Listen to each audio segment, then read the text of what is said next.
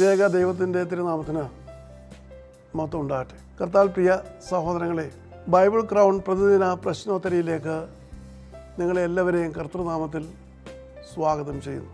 ഈ ദിവസങ്ങളിൽ നടന്നുകൊണ്ടിരിക്കുന്ന ഈ പ്രതിദിന പ്രശ്നോത്തരിയുടെ അനുഭവത്തിൽ നിന്നും ഒന്ന് രണ്ട് കാര്യങ്ങൾ നിങ്ങളെ അറിയിക്കുവാൻ ഞാൻ ആഗ്രഹിക്കുന്നു.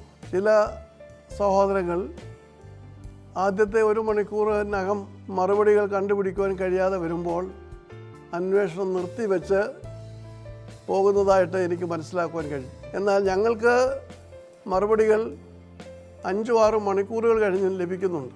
അയക്കുന്ന മറുപടികളെല്ലാം ശരിയാകണമെന്നില്ല. അപ്പോൾ എത്ര താമസിച്ചിരുന്നാലും നിങ്ങൾ ആ ചോദ്യത്തിൻ്റെ മറുപടി കണ്ടുപിടിക്കുന്നത് 2 കാര്യത്തിൽ പ്രസക്തമാണ്. ഒന്ന്, ആ ഭാഗത്തെക്കുറിച്ച് വ്യക്തമായി പഠിക്കുവാൻ നിങ്ങൾക്ക് ദൈവം ഒരു അവസരം നൽകുന്നു. 2, മറ്റൊരാൾ ഈ ഉത്തരം കണ്ടുപിടിച്ചോ എന്നുള്ളത് നിങ്ങൾക്ക് പറയുവാൻ സാധ്യമല്ല. സമ്മാനത്തേക്കാൾ ഉപരിയായിട്ട് ദൈവവചനം മനനം ചെയ്യുവാൻ ലഭിക്കുന്ന ഒരു വിലയേറിയ അവസരമായതുകൊണ്ട് ഇതിൽ പങ്കെടുക്കുന്ന എല്ലാ സഹോദരങ്ങളും എന്തെങ്കിലും ഒരു മറുപടി കണ്ടുപിടിച്ച് അയക്കുന്നത് ഏറ്റവും അഭികാമ്യമാണ്. അതുകൊണ്ടാണ് ശരിയായ ഉത്തരങ്ങളോടൊപ്പം ഞാനൊരു നുറുങ്ങ് വിശദീകരണം കൂടെ നൽകുവാൻ തക്കവണ്ണം ശ്രമിക്കുന്നത്. ഈ ആമുഖത്തോടെ ഇന്നലത്തെ ചോദ്യത്തിലേക്ക് പ്രവേശിക്കുകയാണ്. ജനനത്തിന് മുൻപ് ദൈവം പേരിട്ട ആദ്യത്തെ കുഞ്ഞിൻ്റെ പേരെന്താണ്? ശരിയായ ഉത്തരം ഇസ്മായേൽ.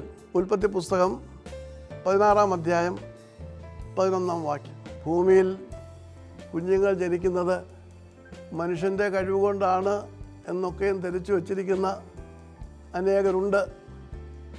എന്നാൽ ഒരു കുഞ്ഞ് അമ്മയുടെ ഗർഭപാത്രത്തിൽ ഉരുവാകുന്നതിന് മുൻപ് തന്നെ ആ കുഞ്ഞിന് വേണ്ടതായ കാര്യങ്ങൾ നിർണ്ണയിക്കുന്നത് സർവശക്തനായ ദൈവമാണെന്ന് തെളിയിക്കുന്ന ഒരു വേദഭാഗം കൂടിയാണിത്.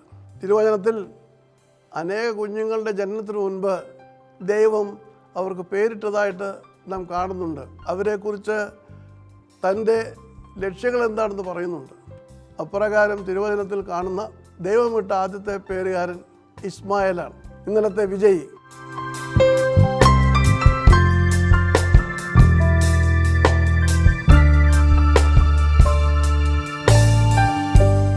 ഇന്നത്തെ ചോദ്യം: അവളുടെ പ്രയത്നഫലം അവൾക്ക് കൊടുക്കുവിൻ, അവളുടെ സ്വന്തം പ്രവർത്തികൾ പട്ടണവാതിക്കൽ അവളെ പ്രശംസിക്കട്ടെ. ഇത് തിരുവചനത്തിലെ ഏത് പുസ്തകത്തിൻ്റെ അവസാന വാക്യമാണ്? ചോദ്യം ഞാൻ ആവർത്തിക്കുന്നു. അവളുടെ പ്രയത്നഫലം അവൾക്ക് കൊടുക്കുവിൻ, അവളുടെ സ്വന്തം പ്രവർത്തികൾ പട്ടണവാതിക്കൽ അവളെ പ്രശംസിക്കട്ടെ. ഇത് തിരുവചനത്തിലെ ഏത് പുസ്തകത്തിൻ്റെ അവസാന വാക്യമാണ്? കണ്ടുപിടിക്കൂ, സമ്മാനം നേടൂ.